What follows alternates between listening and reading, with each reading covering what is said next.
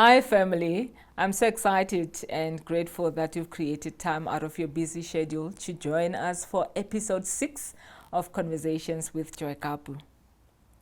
Today, I'm so excited. Guys, I'm always excited.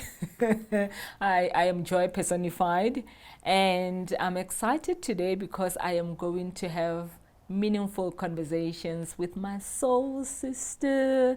We've recently crossed paths, and I told her that I feel like you are my long lost sister, and we finally reconnected in this lifetime. You know, I call her my kindred spirit and my soulmate. And for me, I mean, soulmates are not just only intimate. Can be sisters, can be brothers, can be people in our neighborhoods, people that we work with, and even our family members. And her name, she doesn't like me calling her Dr. Elmie Castleman, as long as you don't call her Tani. So she says, no, call me Elmie. Just leave the doctor out, right? But don't call her Tani. And she will tell you a couple of stories around this. Thank you so much for creating time to be part of Conversations with Joy Kaapu. Before I let Dr. Elmie to tell you who she is, you know, and let us into her journey and the projects, meaningful projects that she's busy with and how she has made a positive difference in humanity, I just want to go back to episode 5 that I had with Sonia Stojavonik. And wow, what a powerful conversation we've had that has touched so many people's lives. I mean, I've had a lot of comments, an influx of people just sending me on WhatsApp, you know, on my LinkedIn, on email, that how can we get hold of Sonia so that she can help us, you know, to bring us back home into ourselves. So I'm going to share with you Sonia's website, and you will get all the contact details on her website, which is pathwaystoperformance.co.za. You will see it right there on the screen, pathwaystoperformance.co.za. And also our website, which is joykaapu.com. That is where you can also get hold of us. You will see our email address and all the other links to our social media platforms. Thank you very much. Yay! Ceci. Thank you very much. Thank you very much for having me here. I much appreciate the fact that you're going to allow me to share my journey with our audience. And also to break the mold around who Elmie is. Yes, yeah. And who Elmie seemingly represent. Yes. Yeah. So thank you very much. Thank you for honoring my invitation and being part of this. Like I've said, you know, I just feel that we come from the soul family, and finally we have reconnected at the right time. You know, this is divine timing.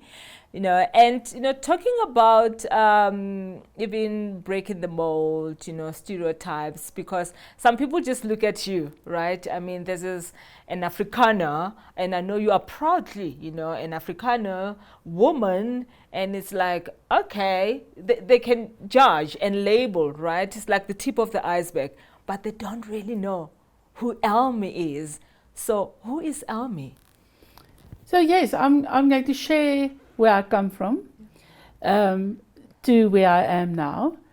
So Elmie was born in a very Afrikaans conservative family and always felt a certain level of discomfort.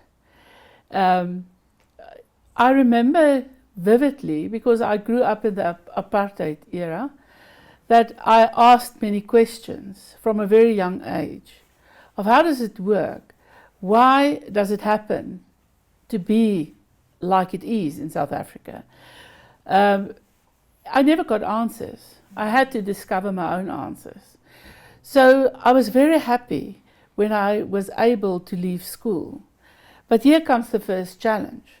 So the challenge was from my father telling me, you have to study. All my children have to have degrees. He doesn't have a degree. But I don't have money.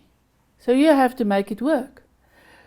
The only possibilities that we had in those years, I talk about the late 70s, was that you can be a nurse, a teacher, or a social worker on bursaries. I've decided I'd rather go for the nursing. It seemed to be more exciting than the others. Today I know different, but then I thought, okay, let me become a nurse. I got a stipend, so I was able to sustain myself, which was very important for me. I want to get answers. I want to start this journey in my life. I don't get answers in my primary circle, so I better spread my wings. So I went and do nursing. I did a BCOO degree. In those years, it was a 5-year degree, and I always knew that's not my profession. But this is the beginning of my journey. I always knew it. I knew from the age of 18 that I'm destined for bigger things. Wow. But I have to go through these routines, these steps. So I completed my degree, and the next possible thing, I've never studied full-time. The next possible thing for me to do part-time was a postgraduate diploma in higher education. So I did that because I was able to moonlight and study. And I soon moved into management after that. I did a certificate in organization and method study. I don't think anybody knows what it is. It's a work study qualification. And very exciting, had very exciting projects. They linked me to health projects, which was very good because I was able to really apply my newly gained knowledge. I was soon appointed as a management trainer in the then government, which I thoroughly enjoyed. I was young, I was in my mid-20s, I traveled the country, I was able to train managers. So a very exciting period of my life. But I knew I still have to study, and I'm not there where I want to be. And I may also need to say that I always knew I don't want to marry. And I always knew that I don't want children. I had this absolute desire to be who I want to be. And that is authentic Elmie, living a life of purpose. So I was a management consulting and management training for a long time, even during the mid-90s with the takeover of the new government. And the London School of Economics came to South Africa, and they placed prominent people in different departments, and I was linked up with a very important and very special man who I immediately clicked with, and they took me to all the various sessions in government, and I started to do the health strategies for all the provinces in the country, which was my first opportunity to say, let's do it different. Yeah. Let's be good. Yes. Let's be good to other people. Yeah. So that was a very meaningful time in my life. Wow. I knew still I'm not there yet, and a very good friend of mine was brought back from Europe, a South African, who is a physician, but he was a health attaché at the time, and he was asked to start the training division of the South African Medical Association. And he called me in as a consultant to start to help. Well, 10 years later, I was a co-founder of a private higher education institute with him. And for 10 years, I had the opportunity to really influence people's thinking. And it was a very important time in South Africa. And it made me very enthusiastic. Whilst I was there, I was then recruited by a traditional community. And what an amazing time of my life just began then. So for 10 years, I worked for a king in a traditional community. And I've learned so many lessons. I don't know who learned most from whom, because I learned to cross the boundaries between culture, between in diversity, and I felt at home. I felt this is where I want to be, and this is where I can start to really make a difference in the broader continent. So I always remember when I was 6 years old, my father used to tell me, Elmie, you're destined for big things in life, but you're not going to have an easy ride. You're going to be noticed where you go. And that's true. Yeah. It's true in who I look. Yes. It's true in who I am. Yes. It's true in my boldness. It's true in my simpleness. And it came out many times in my life that I have to be authentic. I have to be who I want to be.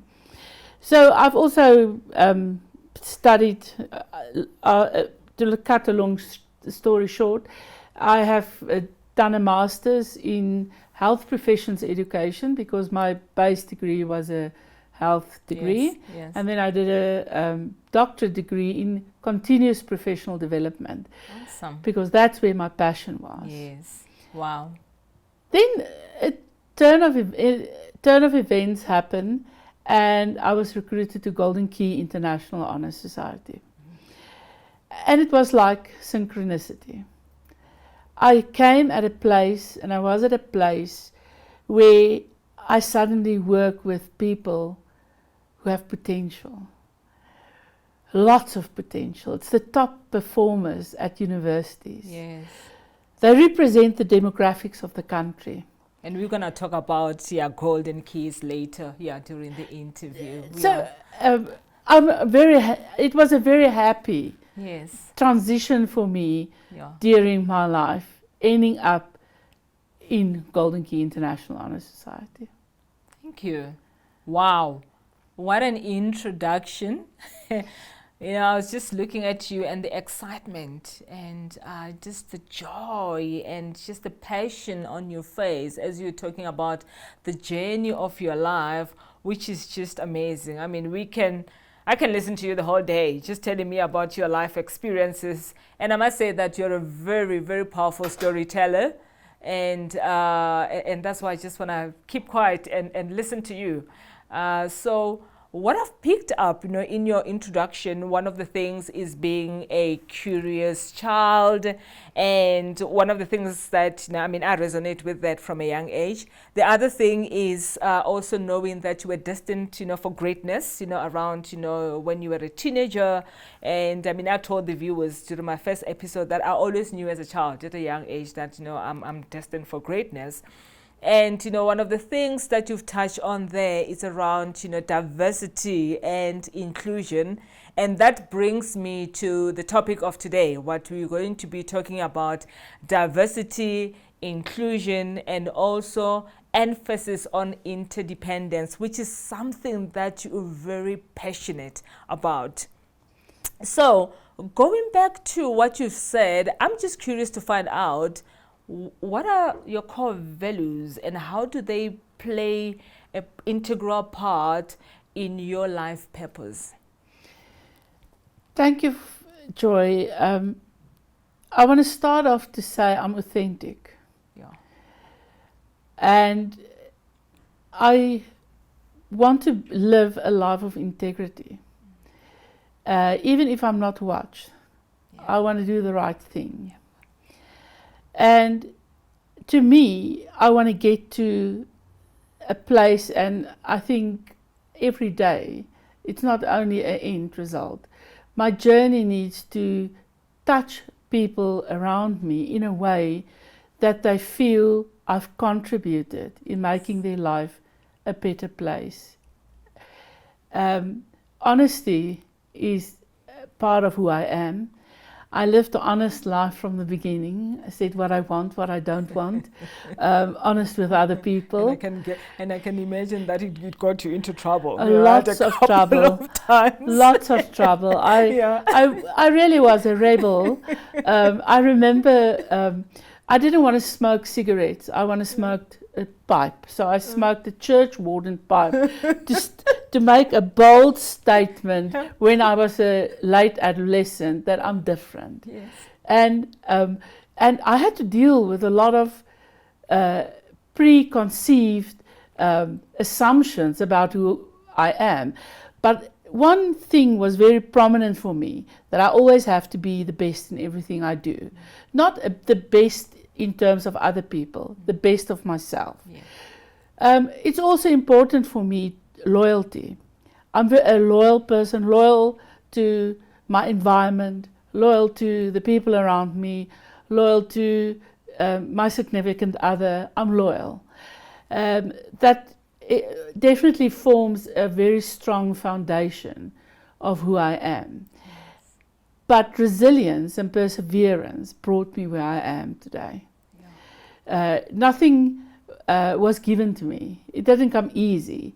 I had to get up every day and say, you have to have 3 jobs if necessary, but you have to get to at least a PhD. And not for anybody else, but for my own purpose. Yeah. Become the best of who you can be. Yes. And I also need to mention that I started to use English as a business language when I was 34 years old.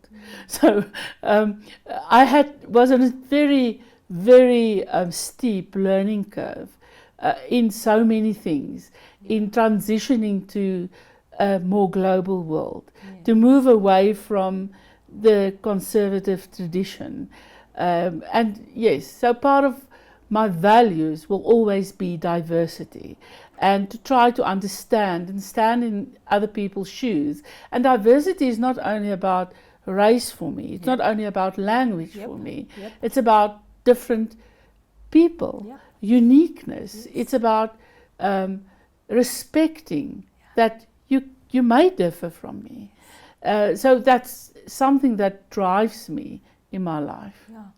And again, diversity within the context of different is different. It doesn't mean it's wrong. Absolutely. So, yes, right. And what I've heard as well, as you were just sharing your core values, I mean, authenticity, and that's one of my core values as well, and excellence. That's one thing I've heard. That loyalty. And I mean, the diversity and inclusion being a big piece, in your life, and also that interdependence. And may you please just tell us a bit about interdependence. I mean, the other day we had a Zoom meeting, and we were talking about this and unpacking what wealth is. So if you can bring that in, sure. Please. Yeah. Sure. So I've learned from my traditional community experience, Umuntu, Ngumuntu, Ngabantu. A person is a person through other people. Absolutely. And my interdependence is a very strong line in my life. Wealth to me is not my bank balance. Wealth to me is the wealth that I've created around me in people's development. And I can tell you a couple of those stories where in my life I have latched onto people that I saw they have integrity, they have energy, they want to achieve. It doesn't matter where I found them, whether they qualified or not. To me, that was the biggest achievement in my life, to say, you came here, you were not able to send the email. Today, you are a personal assistant for a very important person. We walked that journey. We walked the journey to PhDs with people. I have many people who said, well, I don't think I can. And there's nothing like that. But if we're interdependent, we can get there, because between the two of us, we have synergy. I can maybe show you the way. You may bring your intellect, your intelligence, your zest, your opinion, and together we're so much more. I always find it very touching in Africa specifically, that we know that to become independent is just halfway there. Yeah. When you're independent, it means you can take care of yourself. Yeah. But it doesn't bring you to the real synergy, the real intuition, the real creation of wealth in terms of human beings. One of the most special places I've been in my life was in the Kuuku land, in the very north part of Namibia. You can't go there without really a 4x4 excursion. And I met the Himba people, and I've learned from them the interdependence, living a life of interdependence. Yes. And when I go to Europe and I juxtapose this interdependence to independence, material wealth, the bank balance, the car that you drive, I can really associate with the Himba rather than this life of independence. Yeah, what a beautiful tribe, you know. The Himba people. I learned a lot of them when Yes. we traveled there. Yeah, beautiful tribe. Yes. Yeah, thank you so much. Yeah. And I mean, like I said the other day, when we're unpacking what wealth is, and that so many times as a human species, you know, we tend to define it in monetary terms, the assets, you know, and your net worth within that context. And we took it within the context of making a difference in other people's lives, and not just people, but also with the planet, because we are here, you know, to coexist, you know, with the planet, in that how do we also take care of Mother Earth and be mindful and conscious about this. Yeah, so thank you so much, you know, for sharing this. So before we move into the things that excites you in your life, I know there's a number of things that excites you. I just want to go back to the conversation we've had around, I mean, you've spent about 10 years of your life working with one of the kings, you know, in one of the richest nations in South Africa. And you told me beautiful stories of how you've made a difference, you know, in so many people's lives. Even one of the people that you've mentored, you know, entered the organization with no degree, and you had to make sure that, you know, they acquire the credentials, and now they're also on an executive level, you know, in one of the powerful organizations. Please just take us through what makes you, the way you gravitate towards making a difference in other people's lives that were not privileged before. I think it's from my own experience that I came from a very humble beginning and family. And I've never thought of myself as special.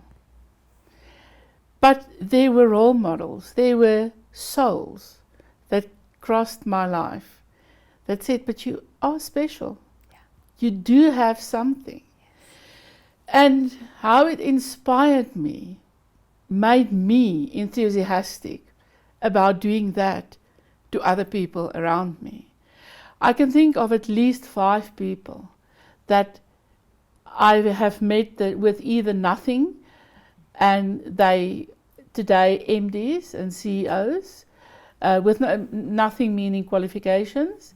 I can think of people who come from a more privileged background that wanted to do a PhD, and during the journey it never ends. And I said, you're not going to get a Nobel Prize. You have to prove that you can do research. And how I was able to nudge him into finishing that. I can think of a woman that once worked for me in my home, and I saw her child was brilliant. There was something about him, and I was able to take him through to being a pharmacist. That to me is wealth. That is what makes me excited in life. People that want to give up and say, I don't think I can do this. Awesome. Wow. And I know that there's so many things that excite you. You're a lover of life. And you know, I'm calling you, you're telling me that most of the people that you've worked with in one of these nations, in the nation, for 10 years, they call you Mme. and you love, because they affectionately call you that, it's mother. And because you've mentored them, you've walked the journey with them. And so I want to ask you about what are those things that excite you, that brings out that joy in Elmie's life? I can't think that I ever got up on any day and I don't look forward to something that day. And sometimes it's something simple, like if I get my 100 points today at Aqua, I'm going to get to silver in Vitality. That excites me. It excites me to know that I'm going to complete a big task.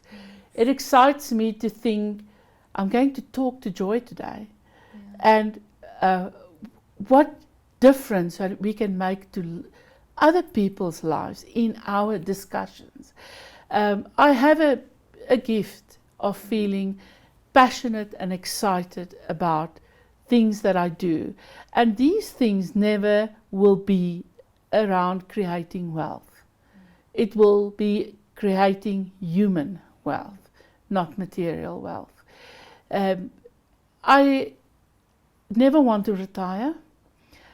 I always want to get up and think today, I'm going to make a difference in someone's life. And what is that? Retirement? Oh my Yeah. gosh, who wants to retire in this day and age and do what? Exactly, definitely not me. Definitely it's not just me. being smart in choosing what you want to involve yourself with. Yes. Yeah. And I don't even want to talk about age because What is that? it's a number. Yeah, what is that anyway? Yeah. And I can associate with people from all ages, but the youth are my passion. Because you're young at heart. I am. I mean, you've got such amazing energy, and that's why you can relate, mostly with the youth. And that's where we also need to invest a lot of time, because they are future leaders. To go back to the viewers, to say that we don't exist in a vacuum. We're not an island. So the interdependence is cohabitating here on planet Earth with other people, because people don't remember you by what you've said, but by what you have done to touch their lives, and also teaching them how to fish and not just giving them the fish. Yes. So thank you so much. Thank you for having me. I honor you and I appreciate you. Thank you. My soul sister. Thank you very much. Yeah. Thank you, Me. Me, ke a leboha. Ka leboga, Me. Yes. It's a wrap. Wow. Those conversations that we have on a weekly basis, they just enrich my soul, my heart, and I'm just honored and grateful that I can sit with amazing people like you. And as much as you're getting so much there at home, also on my side, every time when I end an episode, I say my heart is full. So thank you so much, and until we meet again next week, bye for now.